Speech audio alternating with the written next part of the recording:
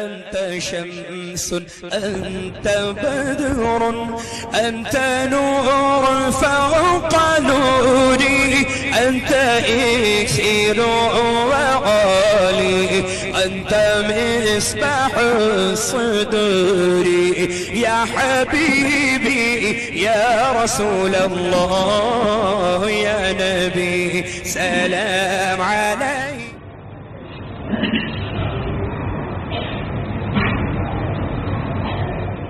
باد توحید کے متوالوں، شمع رسالت کے پروانوں،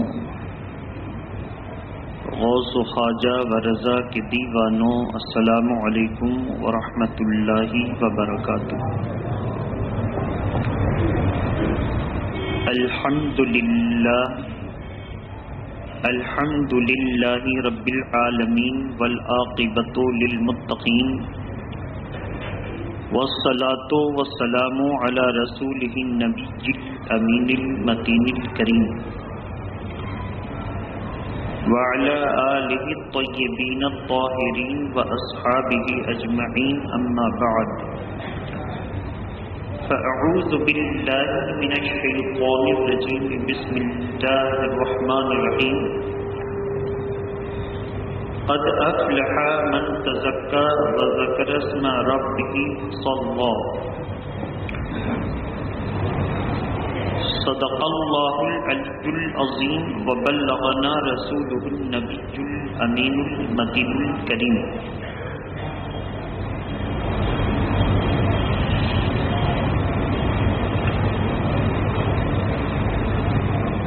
وہی رب ہے جس نے تجھ کو ہمتن کرم بنایا، وہی رب ہے جس نے تجھ کو ہمتن کرم بنایا، ہمیں بھیک مانگنے کو تیرا آستاں بتایا، تجھے حمد ہے خدایا. عزیزان ملت اسلامیہ، آج کی پرمسرت عید سعید کے موقع پر ہم اور آپ نماز عید واجب کو ادا کرنے کے لیے اللہ کے حضور حاضر ہیں. دنیا کی قوموں کا آپ جب جائزہ لیں گے تو تاریخ کے صفحات پر یہ بات وضاحت کے ساتھ ملے گی کہ ہر قوم، ہر مذہب کے نزدیک عید کا تصور ہے اور عید لفظ کا استعمال کیا گیا ہے. اس کے باوجود مسلمان کی مذہب میں جو عید کا تصور ہے وہ کسی رسم و رواج، عادت و اطوار کا نام نہیں ہے کہ حالات کے مختلف فی ہو جانے سے وہ طور و طریقہ بدل جائے، بلکہ مذہب اسلام میں جو عید کا تصور ہے وہ ایسا تصور ہے جو رسم و رواج سے اوپر اٹھ کر اللہ کی بندگی کے جذبے کا تصور ہے.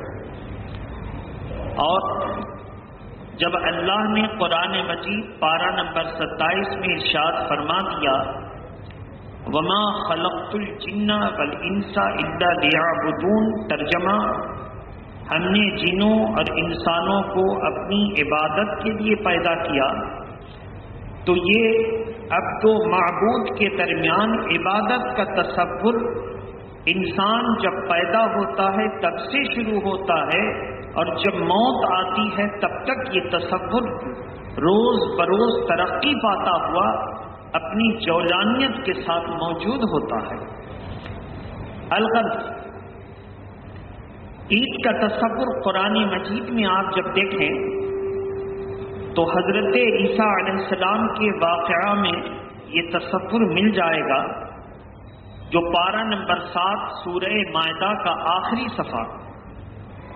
محبت کے ساتھ باہر سے آنے والوں سے گزارش ہے کہ وہ آ جائیں، مسجد کی اوپری جگہوں کو پہلے پر کریں، اس کے بعد جہاں کہیں جگہ ملتی جائے آپ بیٹھتے جائیں. اللہ کے پیارے نبی صلی اللہ علیہ وسلم نے فرمایا کہ آج سب سے پہلے میں فجر کی نماز ادا کروں گا، اس کے بعد صدقے فطر ادا کروں گا اور اس کے بعد نماز پڑھوں گا۔ صدقے فطر پہلے اور نماز بعد میں۔ لیکن کسی وجہ سے اگر صدقے فطر ادا نہ کر سکا تو وہ ارادہ کر لے کہ میں نے فطرہ کی رقم، فطرہ کی چیزیں نکال دی، جیسے ہی نماز سے فراغت حاصل کروں گا ادا کر دوں گا تو ادا ہوگا۔ لیکن مستحب وقت ہے، سنت وقت ہے نماز فجر کے وقت سے لے کر کے عید کی نماز سے پہلے تک۔ محبت کے ساتھ درود شریف پڑھ لیجیے۔ اللہم صلی علی سیدنا شفینا حبیبنا مولانا محمد وعلی آلہ واصحابہ وبارک وسلم صلاۃ و سلاما علیک یا رسول اللہ صلی اللہ تعالی علیہ وسلم۔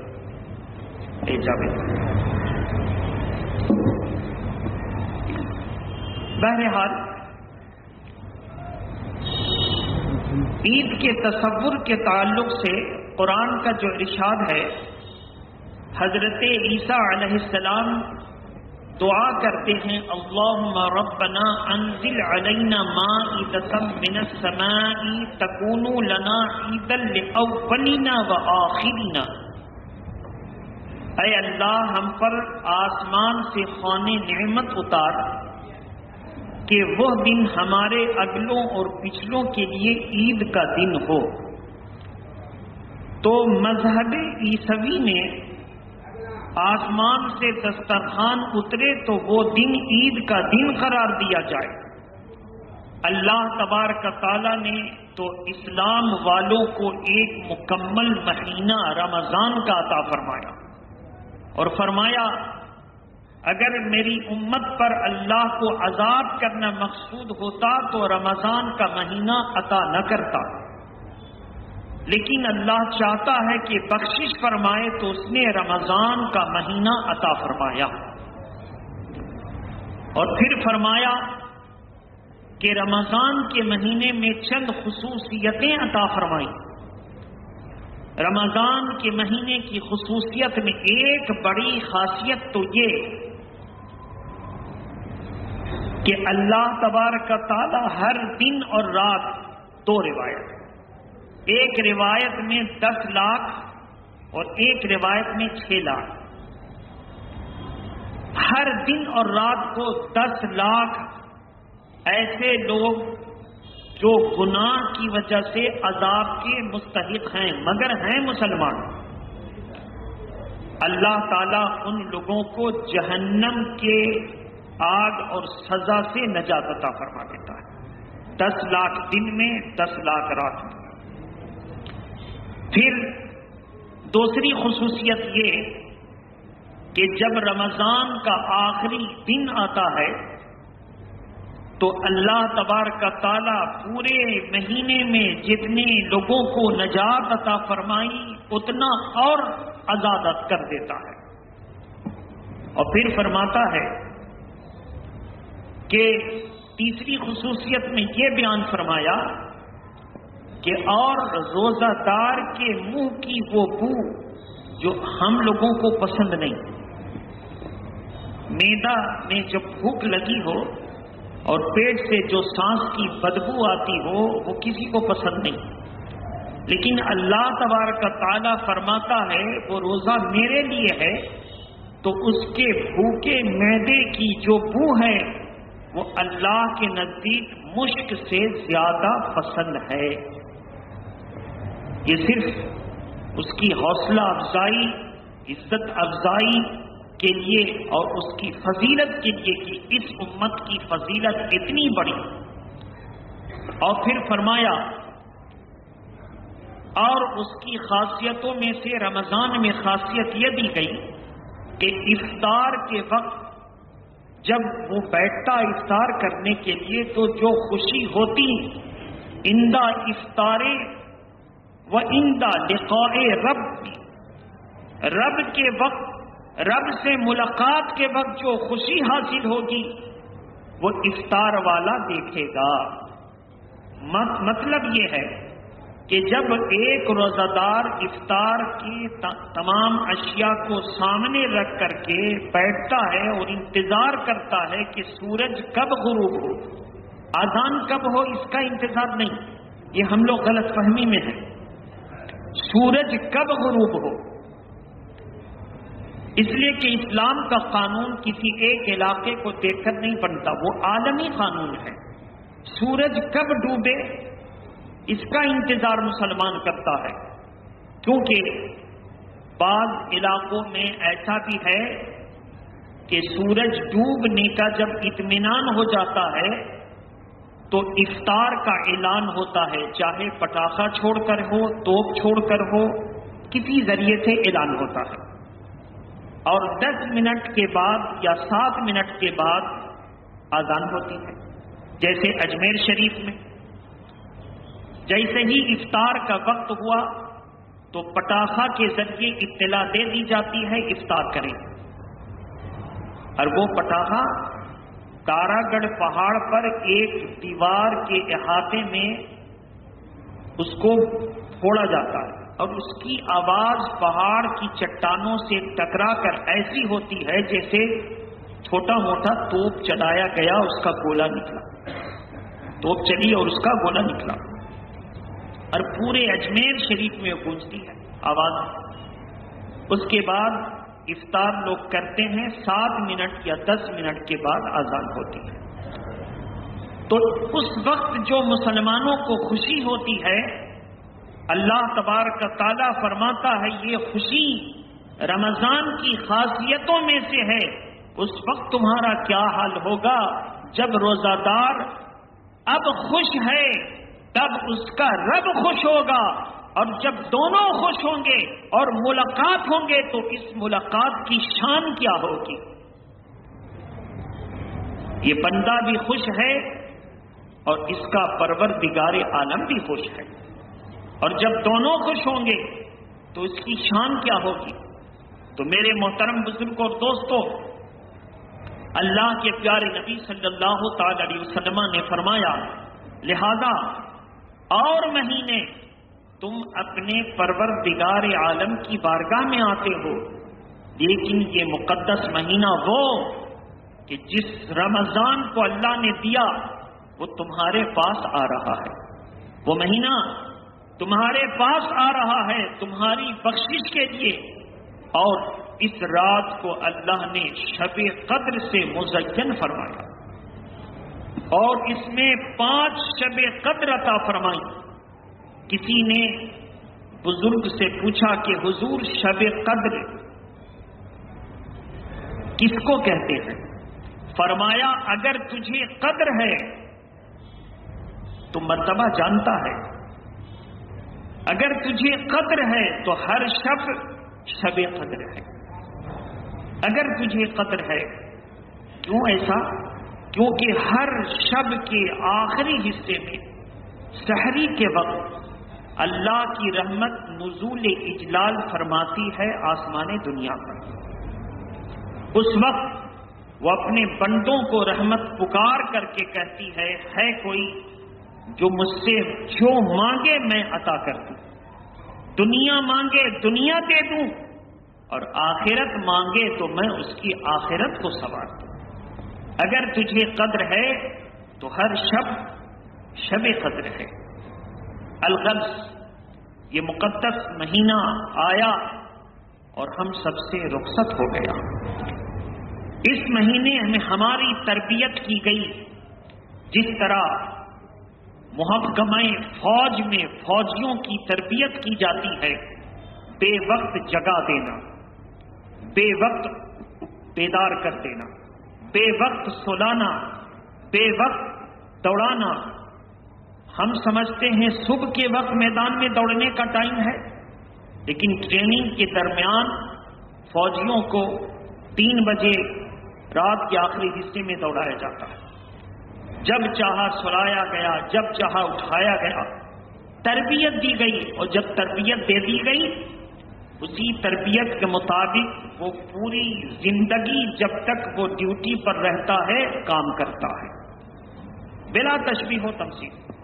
ہم سبوں کو اللہ کے پیارے نبی نے رب کے اس مقدس مہینے میں تربیت دی، رات کے آخری حصے میں اٹھایا، کہا سحری کر لو، اور حضور کی یہ محبت اپنی امت سے دیکھیے۔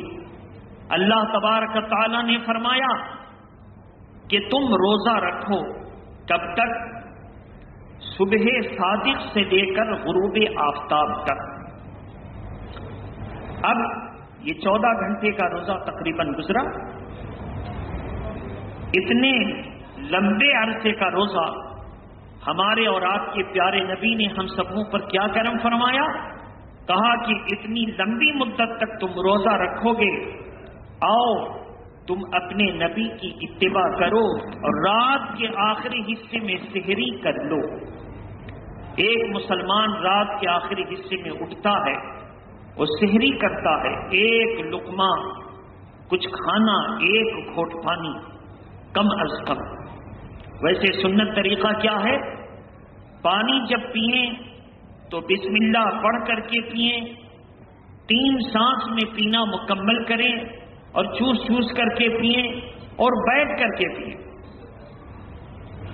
بسم اللہ پڑھ کر کے پئیں، چوس چوس کر کے پئیں، 3 سانس میں مکمل کریں اور بیٹھ کر کے پئیں۔ یہ پانی پینے کا مذہبی طریقہ ہے۔ اور جب ہم کسی بزرگ کو پانی پڑھاتے ہیں تو ہم کیا کرتے ہیں؟ دایاں ہاتھ میں گلاس اور بایاں ہاتھ سٹا دیتے ہیں۔ یہ طریقہ غیر اسلامی ہے۔ مذہب اسلام کا طریقہ یہ ہے کہ اللہ کے پیارے نبی فرماتے ہیں اللہ دائیں کو یمین کو پسند کرتا ہے، تو میرے آقا فرماتے ہیں دیکھو ہم کو دیکھو، حتی تنعلا وترجلا، میں قدم بڑھاتا ہوں تو پہلے دایاں، جوتے بھی پہنتا ہوں تو پہلے دایاں۔ اس لیے تم بھی جو کام کرو دائیں سے کرو اور بایاں کو اس میں نہ لگاؤ۔ تو اسلامی طریقہ کیا ہوا؟ جب ہم کسی کو پانی پیش کریں، پانی دیں تو صرف ایک ہاتھ دائیں ہاتھ سے دیں۔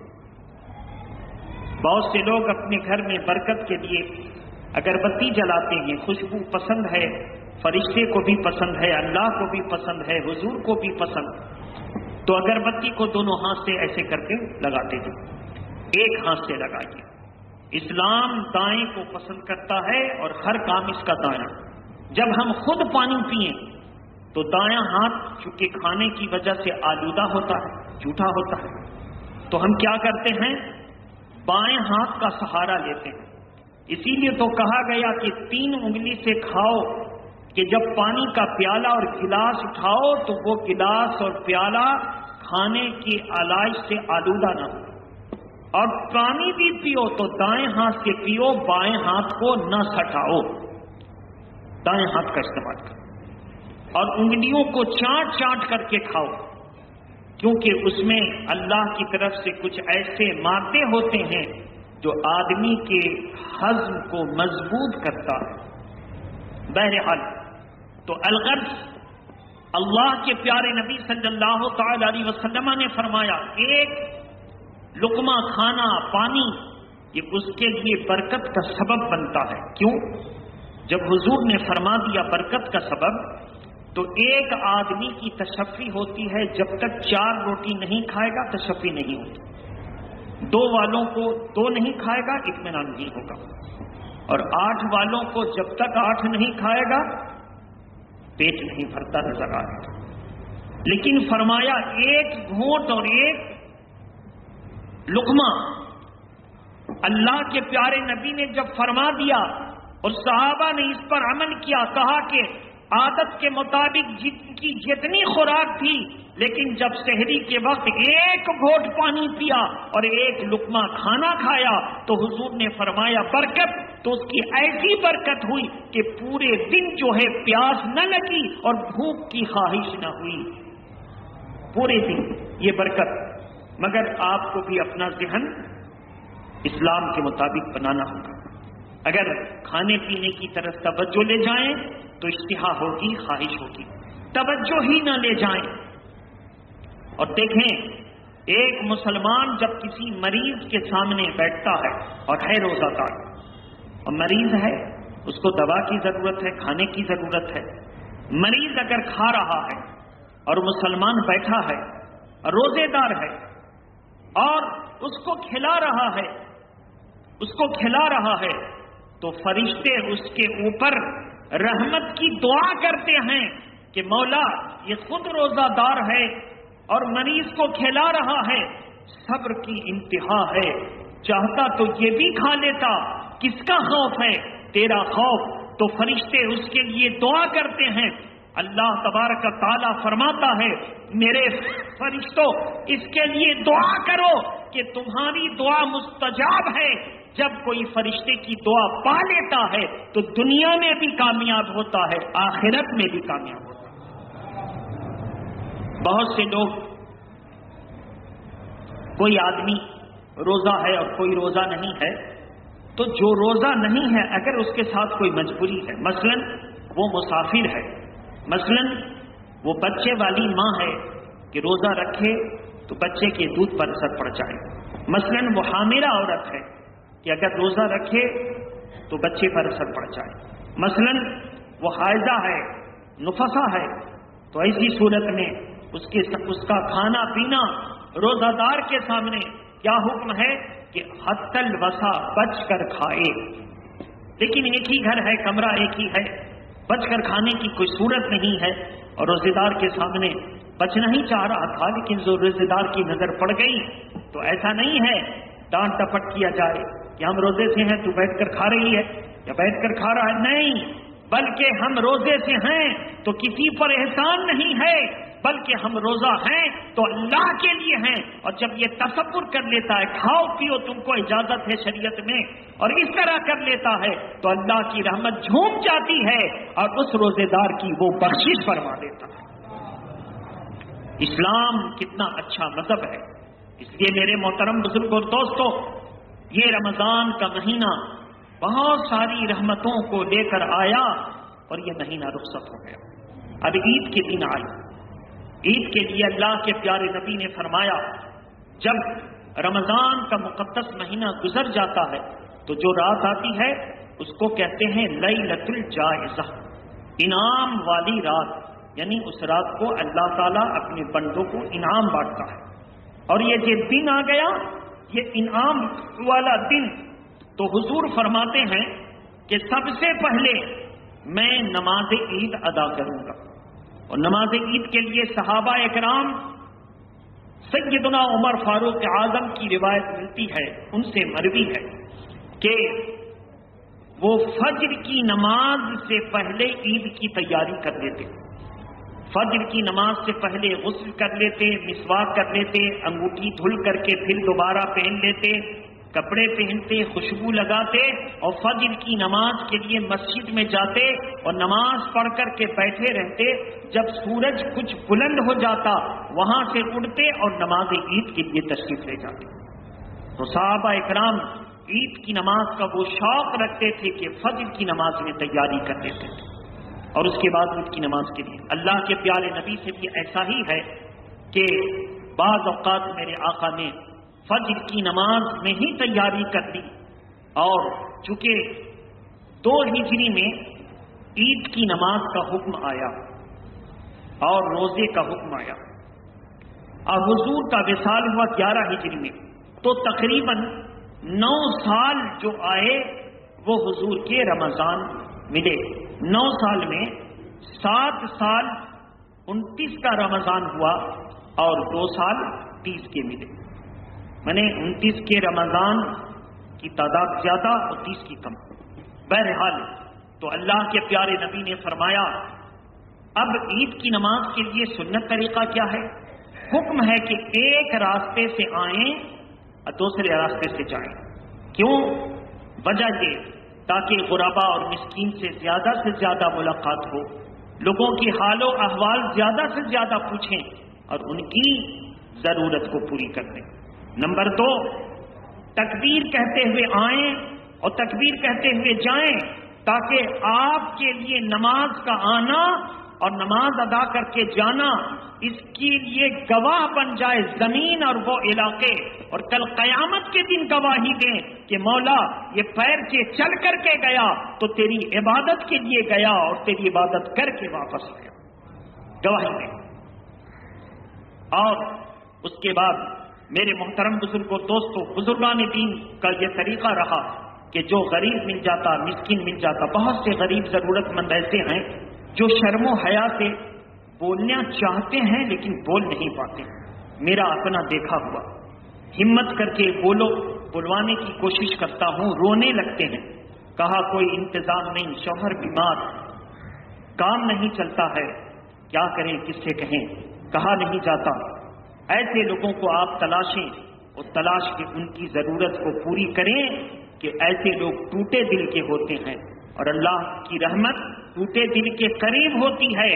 جب کوئی اللہ کے ان ٹوٹے ہوئے دلوں کے بندوں کی رہنمائی کرتا ہے، ان کی ضرورت پوری کر دیتا ہے، اللہ کی رحمت پکار کر کے کہتی ہے تو نے میرے بندے کا دل رکھا، میری رحمت اس کے قریب تھی، مانگ جو مانگتا ہے وہ عطا کیا جائے گا۔ ایسے لوگوں کو تلاشیں، ہم لوگ سچی عید منائیں، ایسی عید منائیں کہ ہمارے آس پاس پڑوس میں کوئی ضرورت مند تڑپتا ہو اور ہم فضول خرچی میں مبتلا ہوں۔ میرے محترم بزرگوں دوستوں، بہرحال تو اللہ کے پیارے نبی صلی اللہ علیہ وسلم عید کے دن عید کی نماز ادا فرماتے اور اس میں خطبہ ارشاد فرماتے۔ تو اب میں آپ کے سامنے عید کا طریقہ رکھوں گا نماز کا، اور نیت اور ترکیب بتاؤں گا، اس کو آپ کو محبت کے ساتھ سماعت کرنی ہے۔ نماز ادا کرنے کے بعد آپ اپنی صفوں کو توڑ دیں گے۔ دیکھیے توجہ سے سنیے، پنج گانا نماز میں جب تک دعا نہ ہو صف نہیں توڑیں گے، لیکن عید کی نماز میں جیسے ہی سلام پھیریں تو تکبیر کہتے ہوئے صف کو توڑ دیں اور منبر کے قریب آ جائیں، یہ حکم ہے۔ جنازے کی نماز میں جیسے سلام پھیر دیا جائے تو صف کو توڑ دیں اور امام کے قریب آ جائیں۔ تو یاد رکھیے گا، جنازے کی نماز میں سلام پھیرنے کے بعد صف کو توڑ کر ہمت کیجیے گا، ایسا نہیں کہ ہم نے نہیں توڑا، اس نے نہیں توڑا، ہم اگر توڑتے ہیں تو کیا کہیں گے۔ آپ کو مسئلہ بتا رہے ہیں، جنازے کی نماز میں اور عید کی نماز میں جیسے ہی، اور بقرعید بھی، اس کو عیدین کہتے ہیں، سلام پھیرا صف توڑ دیں، منبر کے قریب امام کے قریب آ جائیں، یہی سنت طریقہ ہے۔ اور قریب آنے کے بعد خطبہ کو غور سے سنیں، دعا کریں، مصافحہ معانقہ کریں، ایک دوسرے کے لیے دعا کرتے ہوئے جائیں، اپنے گھروں میں جائیں، اساتذہ کرام، بزرگان دین، ماں باپ سب کو سلام کریں، ان کی ضرورت کو پوچھیں، ان کا احترام کریں محبت کے ساتھ۔ جو لوگ باہر کھڑے ہیں ان سے میری گزارش ہے کہ ایک مرتبہ ہم لوگ سب مل کر کھڑے ہو جائیں اور صف کو سیدھی کر دیں تاکہ گنجائش جو ہو تو نکل آئے۔ سب لوگ اوپری منزل والے، مدرسہ والے، مسجد کے اندرونی حصے والے، سارے خوش نصیب مسلمان کھڑے ہو جائیں، صف کو سیدھی کر لیں، اگر صف سیدھی ہو گئی تو بیٹھ جائیں، صف اگر سیدھی ہو گئی تو بیٹھ جائیں۔ اب مختصر وقت میں آپ سب سے پہلے نیت کو سماعت کریں۔ اردو میں نیت کی میں نے 2 رکعت نماز عید الفطر کی واجب زائد 6 تکبیروں کے ساتھ واسطے اللہ تعالی کے، منہ میرا طرف کعبہ شریف کے، پیچھے اس امام کے، اللہ اکبر۔ نیت کرنے کے بعد اب آپ کو طریقہ بتانا ہے، عربی میں نیت کریں گے، نویت ان اصلی للہ تعالی رکعتی صلاۃ عید الفطر واجبا للہ تعالی مع 6 تکبیرات زائدۃ اقتدیت بہذا الامام متوجہا الی جہۃ الکعبۃ الشریفہ۔ اللہ اکبر، اللہ اکبر، یہ تکبیر تحریمہ، اس کے کہنے کے بعد ناک کے نیچے ہاتھ باندھ لیں گے، پہلی رکعت میں ناف کے نیچے ہاتھ باندھ لیں گے تو ہم بھی ثنا پڑھیں گے، آپ بھی ثنا پڑھیں گے، دونوں آدمی پڑھیں گے۔ ثنا پڑھنے کے بعد خاموش ہو جائیں گے، 3 تکبیریں ہوں گی، 2 تکبیروں میں ہاتھ اٹھا کر کانوں تک لے جا کر اللہ اکبر کہتے ہوئے نیچے لا کے لٹکا دینا ہے، اور تیسری تکبیر میں اللہ اکبر کہتے ہوئے باندھ لینا ہے۔ رکعت مکمل کریں گے، دوسری رکعت کے لیے کھڑے ہوں گے، پہلے قرأت ہوگی دوسری رکعت میں، قرأت کے بعد 4 تکبیریں ہوں گی، 3 تکبیروں میں ہاتھ کانوں کے لو تک اٹھا کر لٹکا دینا ہے، اور چوتھی تکبیر جو ہوگی وہ رکوع والی ہوگی، اللہ اکبر کہتے ہوئے رکوع میں چلے جانا ہے۔ نماز کو مکمل کرنا ہے۔ اللہ تعالی ہماری